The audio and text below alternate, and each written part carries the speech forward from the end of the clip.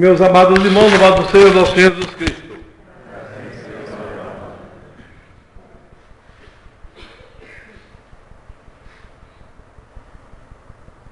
A primeira leitura é uma perícope extraída da primeira carta de São Paulo aos Coríntios. Irmãos, não sabeis que aqueles que correm no estádio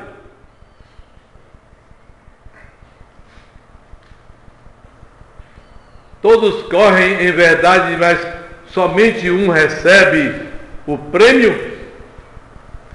Correr então de modo a alcançá-lo. Todos que combatem na arena, de tudo se privam, e eles se privam em verdade assim, só para alcançar uma coroa que se corrompe.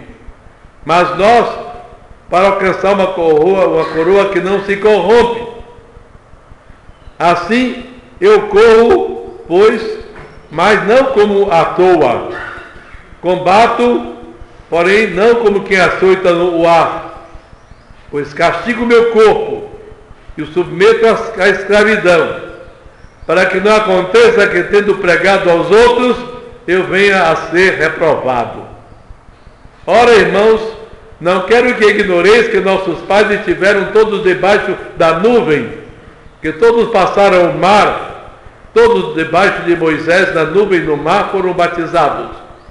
Todos comeram o mesmo alimento espiritual e beberam todos da mesma bebida espiritual, porque bebiam todos da rocha espiritual que os seguia, e esta rocha era Cristo.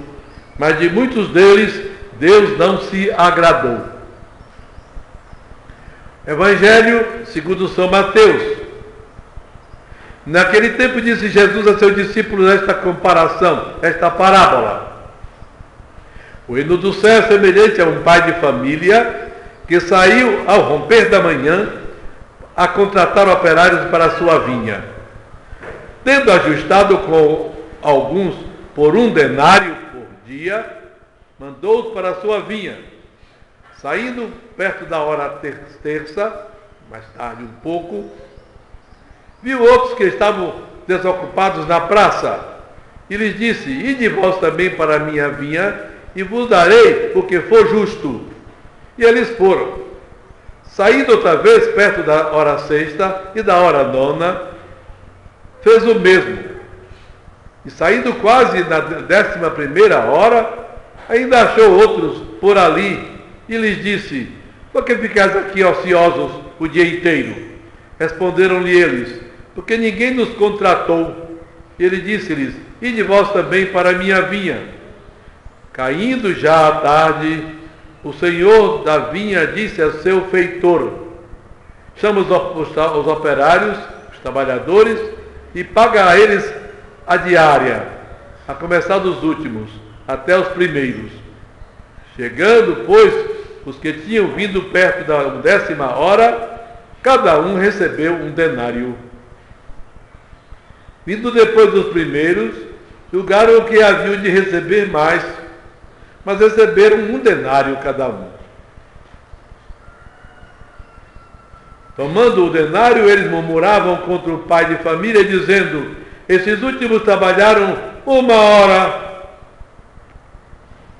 e os igualastes conosco, que suportamos o peso e o calor do dia.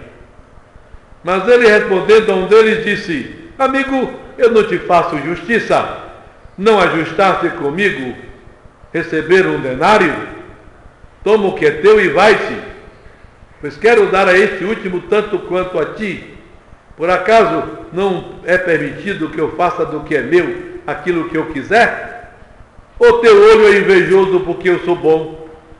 Assim os últimos serão os primeiros, e os primeiros serão os últimos, porque muitos são os chamados, mas poucos os escolhidos.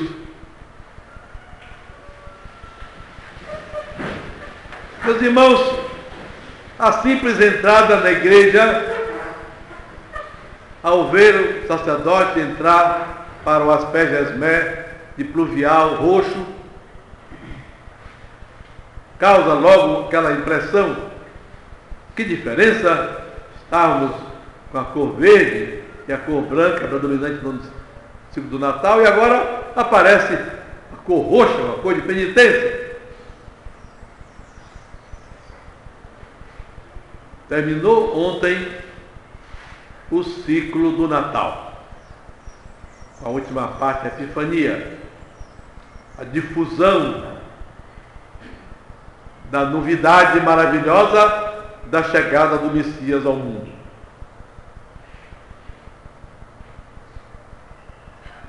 O Natal nos traz a esperança, a alegria da chegada do Salvador. Mas depois o Salvador vem nos salvar. E essa salvação é dura, é pesada, é dolorosa.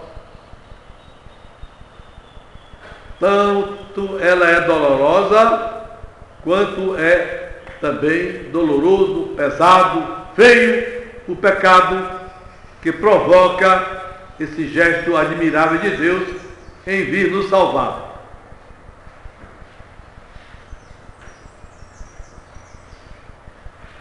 Pela maravilhosa sabedoria da liturgia, ontem pela última vez nós proclamamos na liturgia a palavra aleluia. Agora essa palavra não se usa mais até o sábado santo, quando nós proclamamos a ressurreição do Senhor.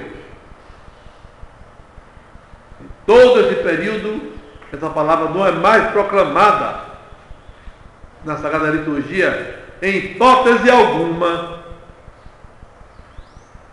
O que quer dizer essa palavra aleluia? Ela vem do hebraico aleluia, que quer dizer louvor a Javé, a Deus. Javé é o nome de Deus em hebraico, dado por ele a Moisés. Quando Moisés perguntou a ele, que ele apareceu na sarça ardente, apresentado naturalmente por um anjo, mandando que ele fosse a Faraó para libertar o povo que estava no cativeiro do Egito. Que direi a Faraó? Quem me mandou? Eu sou. Diga que eu sou, mandou.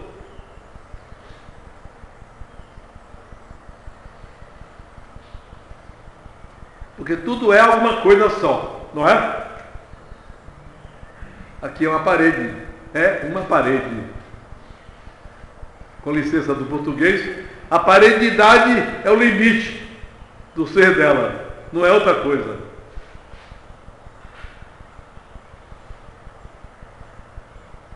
Uma árvore é só uma árvore, mas Deus não é isso ou aquilo. Deus é. Não precisa predicativo, não precisa que se coloque um acréscimo, porque o verbo existir cabe em Deus perfeitamente. Então é verdadeiramente esse o grande nome de Deus. Javé em hebraico, em português, aquele que é. Nós não usamos essa palavra, usamos a palavra Deus, que é uma palavra que significa luz, e que também se cabe muito belamente a Deus. É um cântico primitivo dos hebreus, que aprenderam a louvar a Deus desta maneira. Começo do louvor a Deus, aleluia.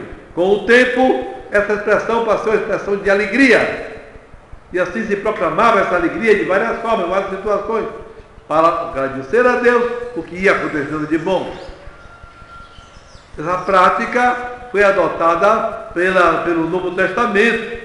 Depois de Jesus Cristo para cá, os católicos também conservaram essa expressão aleluia, e ela foi uma espécie de grande hino, formoso hino de louvor e de alegria que marca a igreja através do tempo.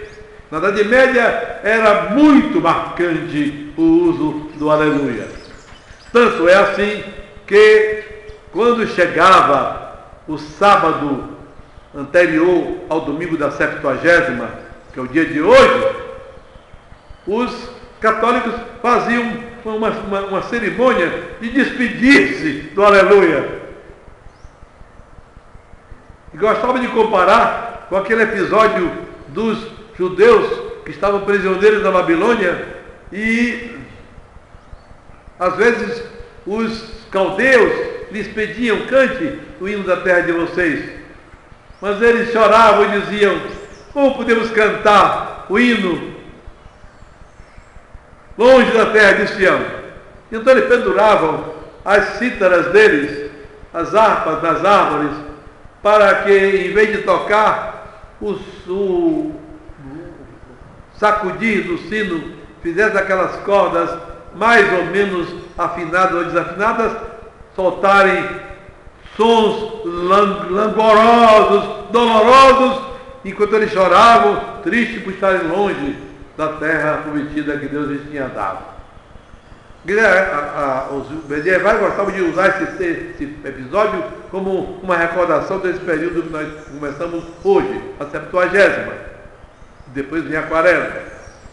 Então nós penduramos nossa harpa, que é o aleluia, e não tocamos mais, até chegar à Páscoa, quando com alegria, recordando a ressurreição do Senhor, então nós vamos de novo cantar com toda alegria o aleluia.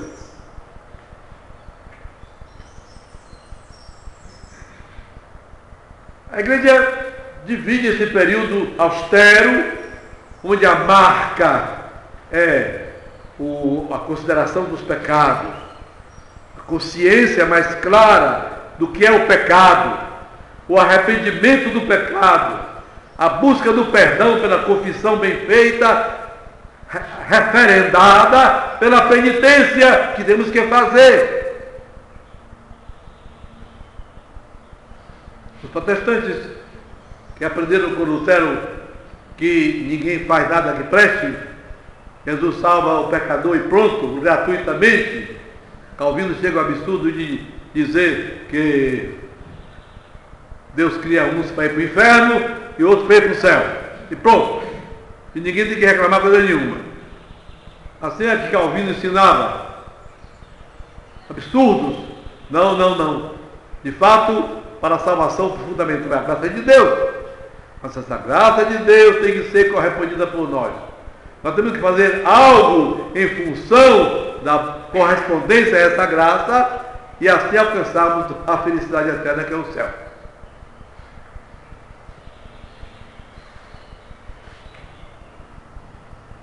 A igreja divide então esse tempo numa parte penitencial e depois na reflexão da riqueza que nos trouxe a vitória que nos trouxe Jesus Cristo com sua cruz, porque essa é a tônica principal. Observem como, depois do concílio, quando eles subverteram tudo, uma das coisas que eles fizeram já há muitos anos foi matar a Quaresma. Inventaram reduzir a vida católica a ajudar os outros. Só. Quando esse ajudar os outros nasce do amor a Deus, que faz amar o próximo por amor de Deus. Primeiro o amor de Deus sobre todas as coisas. Então inventaram aquela campanha da fraternidade. Meu Deus do céu. Aquela coisa detestável. Com umas musiquinhas horríveis. Festa. Nada de penitência.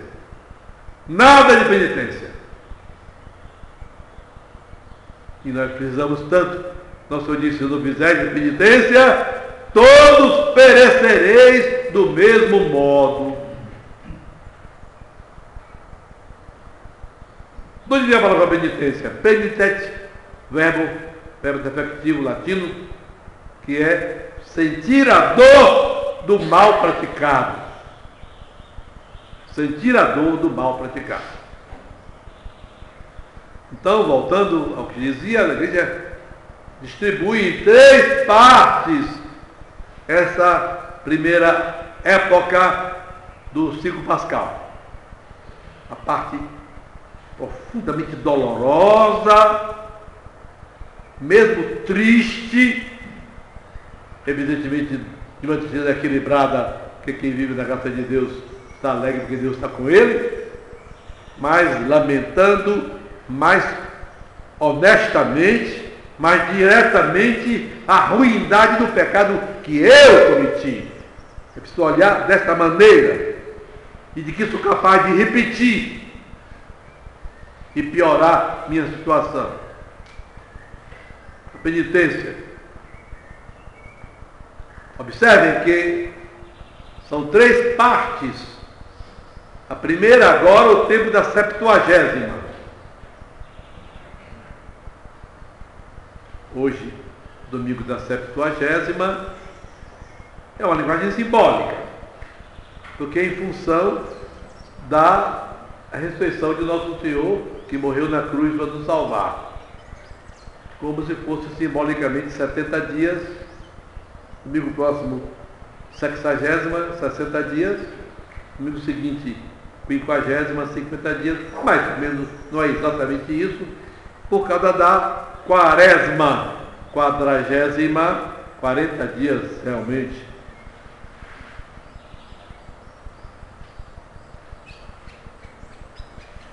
Bom, vamos então, a igreja nos apresenta sinais, nos propondo ao arrependimento dos pecados, a uma vida de mais austeridade. Como o tempo do Natal, um tempo de muita alegria, a igreja, percebendo o choque que a mudança de comportamento pode trazer em nós, ela criou, desde São Gregório. O Gregório foi Papa de 590 a 604. Desde São Gregório ficou estabelecido sem alteração, só o concílio tentou alterar, mas Deus nos livre de ir nesse caminho, o tempo da Septuagésima, que é o quê? Uma preparação, uma meia penitência.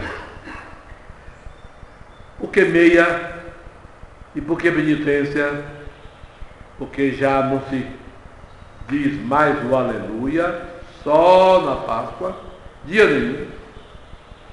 Nas missas feriais, como no domingo perceberam, não se proclama mais o glória, in excelsis Deo, que é hino também de alegria.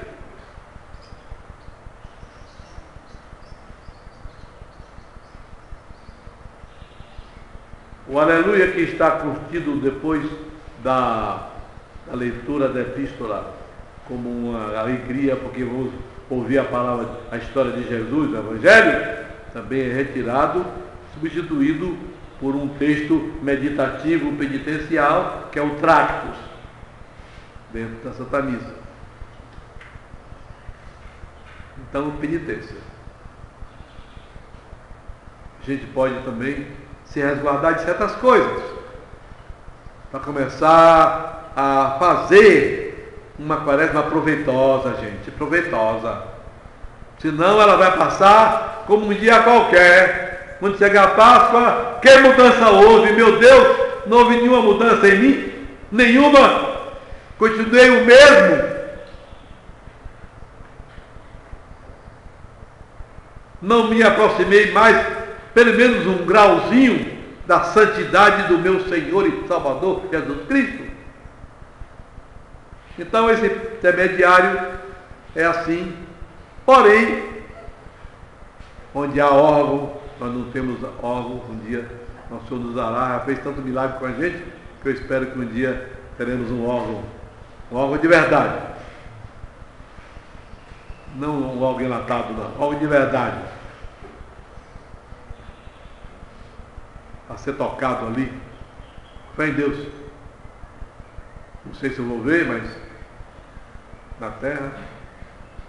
Mas sei que Deus colocará um alvo ali. Porque já imaginei coisas outras, tantas, que nós podíamos fazer, Ele já fez. Então Ele fará, para a sua glória. Então o órgão pode ser tocado nesse período, pode-se colocar flor no altar, sem exagero, só as flores devem ser uma coisa discreta, para embelezar, não para distrair a atenção. Um mundo de flores deve ser uma coisa mais equilibrada, embora bela. Para mim, a flor número 1 é a rosa. Sem dúvida nenhuma.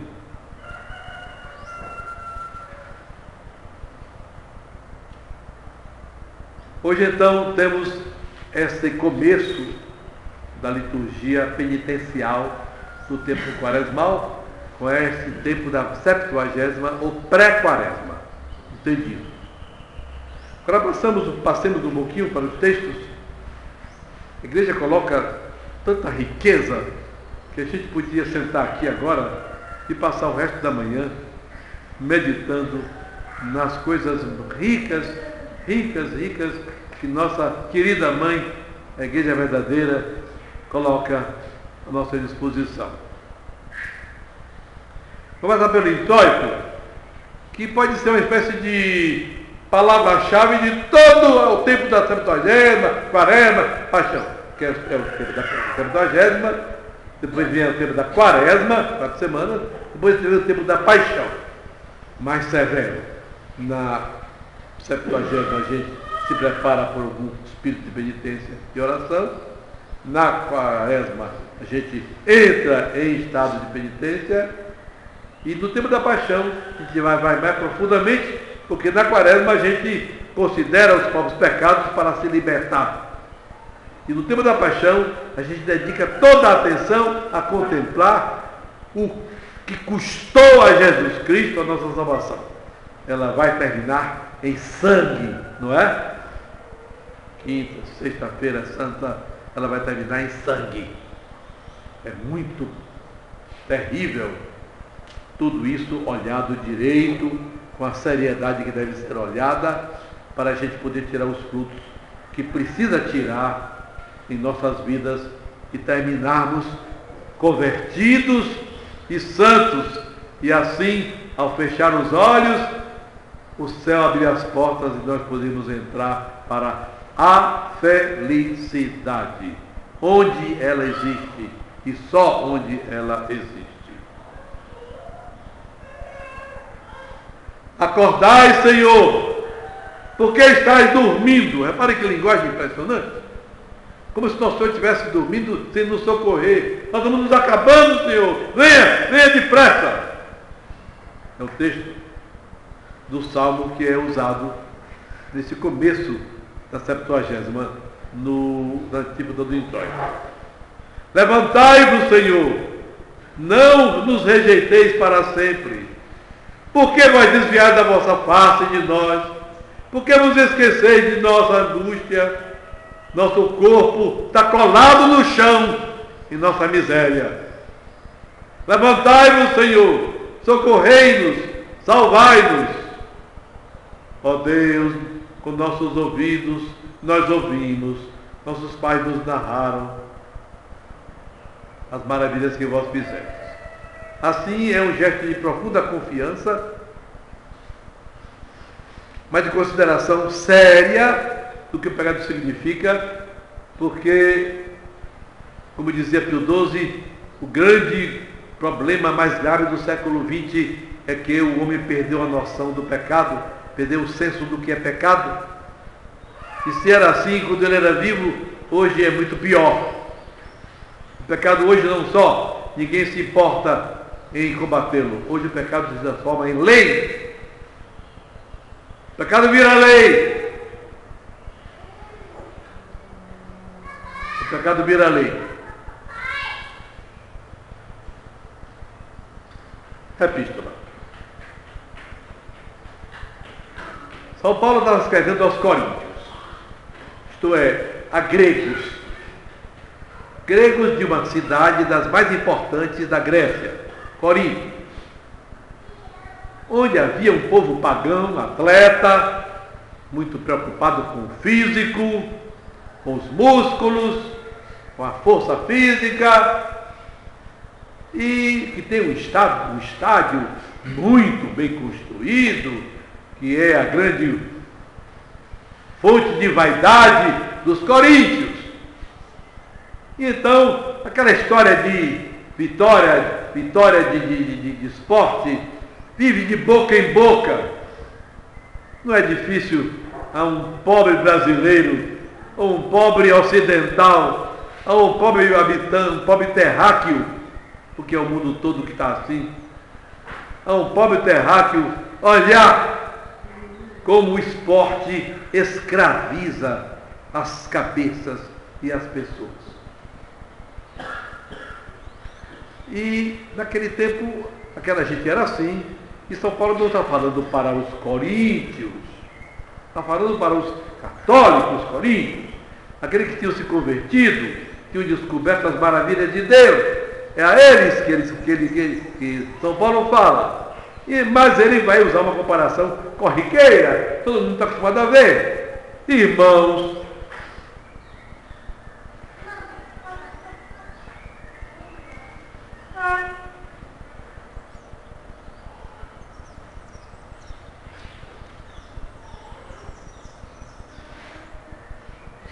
não sabeis que aqueles que correm no estádio, correm todos, mas somente um recebe o prêmio? Todos correm para alcançar esse prêmio. São Paulo usa uma outra comparação de outro esporte muito do gosto da época, que era a luta. Passa para ela. Todos que combatem na arena se abstêm de tudo para ganharem uma coroa corruptível. Mas nós é para ganhar uma coroa que não se corrompe. E que prêmio era que esses vencedores ganhavam? Era uma coroa de louro, uma planta, ou de flores, uma coisa que murcha e acaba.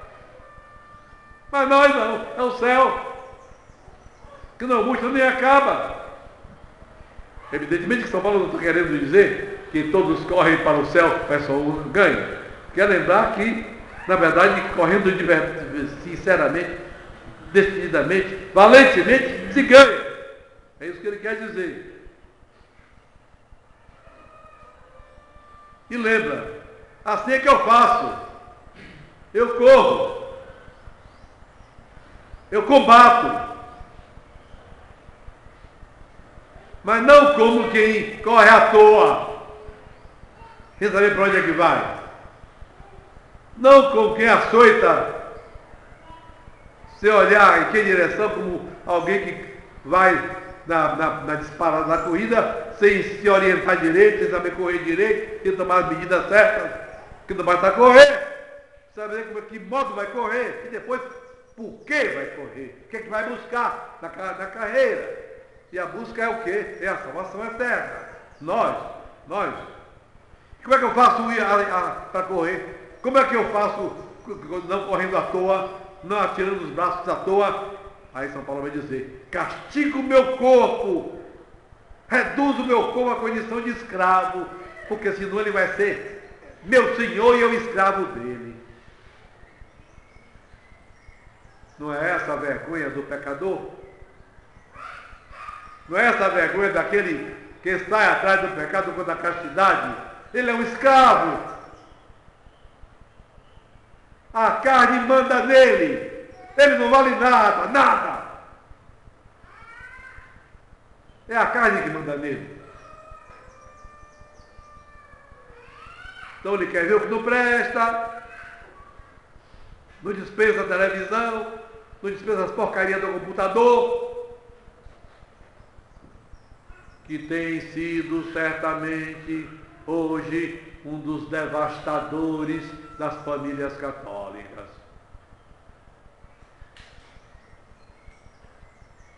Não é só a televisão, mas o computador tem sido um devastador das famílias católicas.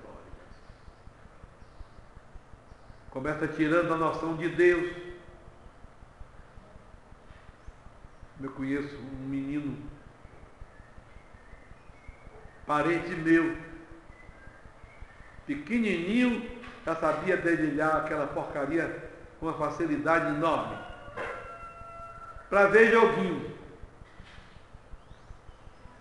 O dia todo joguinho. Pergunte se ele sabe fazer o sinal da cruz. Absolutamente não sabe. não sabe.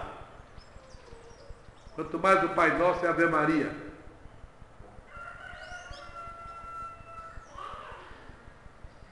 Diferente dos antigos tempos. Os antigos tempos. Eu me lembro a poesiazinha que eu, com uns 4, 5 anos, gostava de recitar. Quando eu era pequenino, que não sabia falar, mamãezinha me ensinava a Deus do céu a adorar.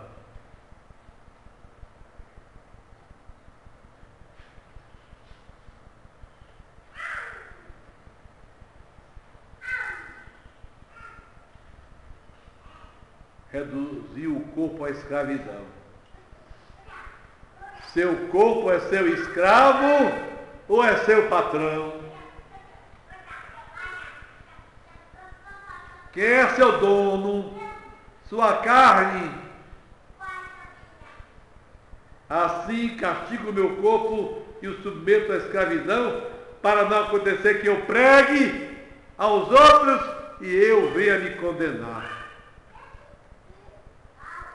Aí São Paulo vai dar um exemplo do povo eleito, dos hebreus, que foram resgatados do Egito para a terra prometida, que é o símbolo do céu, e que vinham caminhando através do deserto, com Deus aparecendo no Monte Sinai, com tantas maravilhas, bebendo água saída da rocha milagrosamente.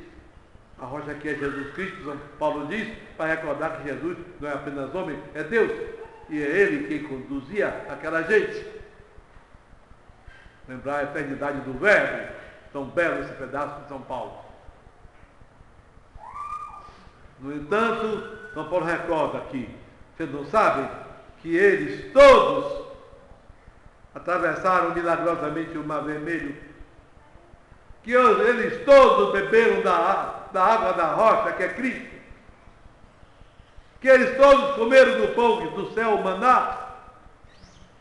No entanto, muitos deles foram prostrados no deserto, morreram. Na verdade, se nós formos contar os milhares de judeus que saíram do Egito, os milhares de judeus que saíram do Egito, atravessaram o Mar Vermelho e foram pelo deserto afora até a chegada da terra prometida. Os senhores sabem quantos chegaram dos que saíram, não dos que foram nascendo na viagem. Esses, claro, chegaram na terra prometida. Mas os que saíram, sabem quantos chegaram? Sabem? 2. Josué e Caleb, mais ninguém. 2.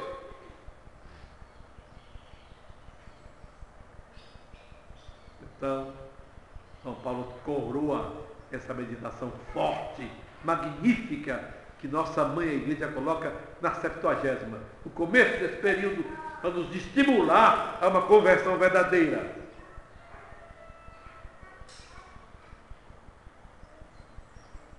É necessário que todos corram para vencer, para não acontecer que não agrade a Deus.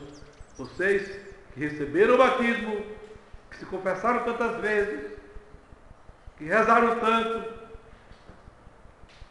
mas nunca o suficiente.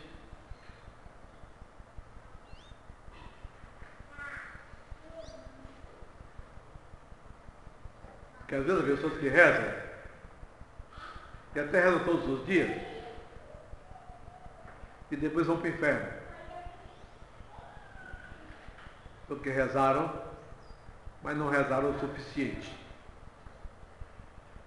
Não rezaram o suficiente. Além de terem rezado mal. Querer fazer barganha com Deus não dá certo de jeito nenhum.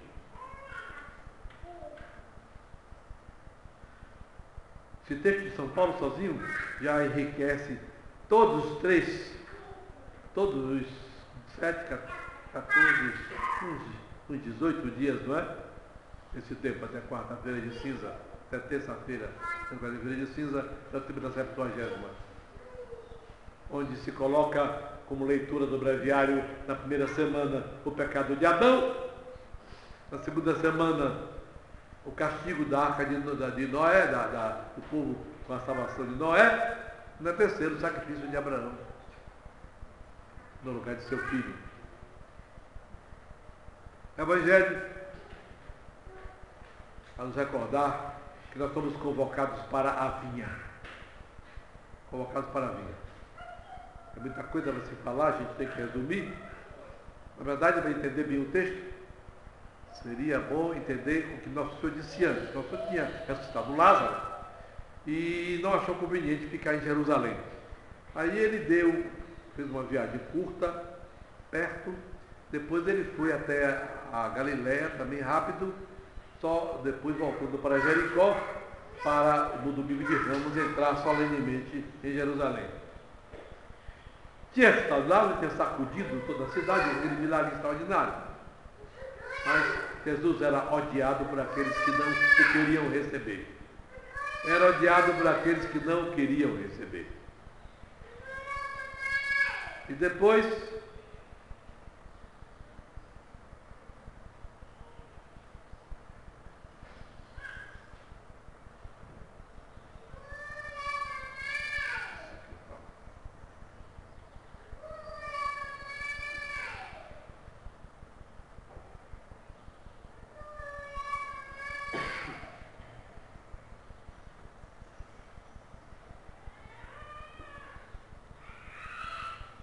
há um episódio do jovem rico, em que o jovem rico que quer seguir Jesus. Mas ele quer seguir Jesus carregando a mala de ouro dele. Conhecemos o episódio, não vou repetir. E no fim nosso Senhor disse: você quer ser perfeito? Deixe tudo, se solte de tudo para me seguir. Se você não solta de tudo, você não pode seguir a ele. E o rapaz fica triste, porque ele não quer se soltar de tudo. Ele quer crescer espiritualmente, mas sem se soltar de tudo. Esse romper com as coisas materiais, às vezes Deus cobra de maneira dura, para a gente acordar. Para a gente acordar. Como é difícil a uma pessoa agarrada aos bens terrenos se salvar. Jesus vai dar uma comparação incrível. É mais fácil o camelo passar pelo fundo de uma agulha do que uma pessoa desse estado se salvar. Não salva mesmo, então. Se não se soltar, não salva mesmo. Depois São Pedro pergunta: deixamos tudo, o que é que vamos receber? 100 por um neste mundo e a vida eterna no outro. Não tenho dúvida. Não tenham dúvida. Não tenham dúvida que quanto mais deixarmos tudo, quanto mais nos desapegarmos realmente, mais Deus saberá nos recompensar. O que Ele não quer, claro, é que sejamos preguiçosos. Isso nunca. Assim é nesse ambiente onde muitos são os chamados e poucos os escolhidos. No fim do mundo a gente vai ficar espantado com a quantidade de judeus que foi para o inferno, que era o povo eleito. Ficaram vaidosos, eram os escolhidos. Não. Não adianta ficar deitando-se vaidosamente nas promessas se não se faz nada para alcançar o fruto dela. Assim é esse episódio da vinha. O patrão vai buscar a gente para trabalhar, acerta o salário certo daquele tempo, a diária era um denário, todo mundo pagava um denário, e é com o denário que eles vão trabalhar o dia todo. Mas ele vai encontrar a gente desocupada depois, manda, não diz quando é que vai pagar. Pagar eu pagaria que for justo, naturalmente, uma parte do denário, não o denário todo. Mas na hora exata de pagar, com pena daquela gente que ia passar privação com sua família, resolve dar um denário a todos. E para que a história fique bem forte, não é? Ele começa a pagar os que chegaram depois, porque se os que chegaram primeiro recebessem primeiro, iam embora e não sabiam e não reclamavam coisa nenhuma, não é? Ganharam o dinheiro que mereciam, que tinham contratado. Não. Manda pagar primeiro os que chegaram depois. E aí os outros reclamam e justamente o patrão diz: por que você está falando, você que não presta? Assinei com você um denário? Foi. Paguei? Paguei. Lhe devo? Não. Vai-se embora. Você está com raiva porque Deus não deu a outro? O dinheiro não é meu? Eu quis dar a ele, não posso dar não? Que obrigação eu assumo de dar a você mais? Qual? Só assinei com você um denário. Naturalmente que o denário aí é o céu. O patrão é nosso Senhor. A vinha é a igreja. As árvores somos nós.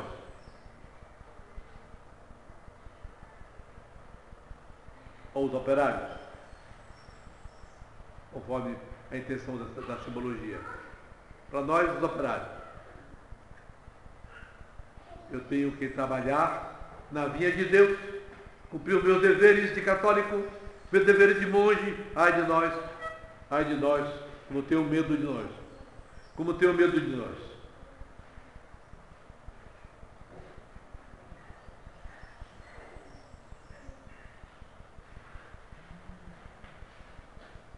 E o fim é o denário. O que é o denário? É o céu? Sim. Mesmo quem chega depois. Por exemplo, quem se torna católico criança, quem se torna católico adolescente, quem se torna católico na juventude, quem se torna católico na maturidade, quem se torna católico na velhice, se salvará, não é? Ainda que seja no fim. Não há diferença nesse ponto. Evidentemente que cada um vai ganhar no céu um prêmio diferente. Todo mundo vai ter um prêmio completo, de felicidade total, sem precisar de nada, sem sofrer nada. Mas cada um terá conseguido alargar o seu vaso, por mais amor ao nosso Senhor, por mais santidade ou menos. E assim, seu vaso mais largo será preenchido totalmente até a boca pela felicidade. Assim, aquele que conseguir ir para o céu, tendo virado apenas um didal, vai ficar cheio. E quem está cheio está farto. Não é? Quem está cheio está farto. Se uma galinha come, um pintinho come, o papinho dele é comendo muito menos comida. Ele está, não quer mais não, não quer mais não. Evidentemente. Então o didal também do céu, quem chegou a ser didal, mas quase alcançou o céu, vai ser feliz plenamente. Mas quem conseguiu ser tanque, evidentemente que vai gozar muito mais. Vai depender da generosidade com que nós agirmos. Então, gente, na porta do ciclo pascal, nesse tempo da Septuagésima, o que desejo que acontecesse neste dia? Abri os vossos olhos, os meus também, para que não aconteça que eu pregando, venha eu ir para o inferno. Cadê o padre?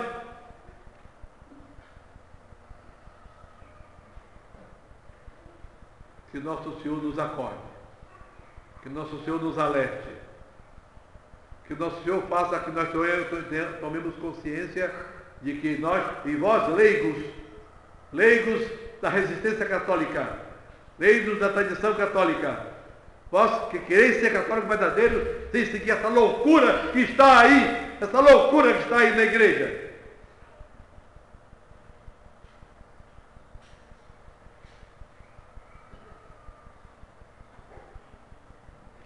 Nós vemos essa semana no refeitório o resumo do documento de Bento XIV sobre como é que a igreja beatifica e canoniza uma pessoa.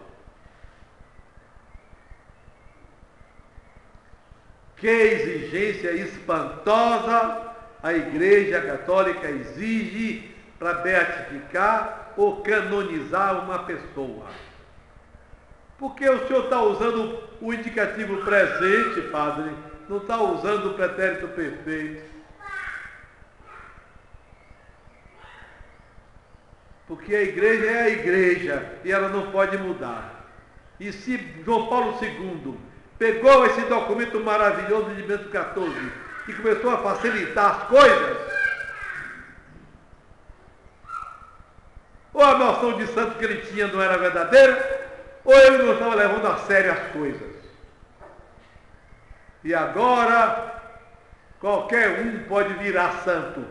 O verbo é feio, mas só pode ser esse verbo. Só pode ser esse verbo.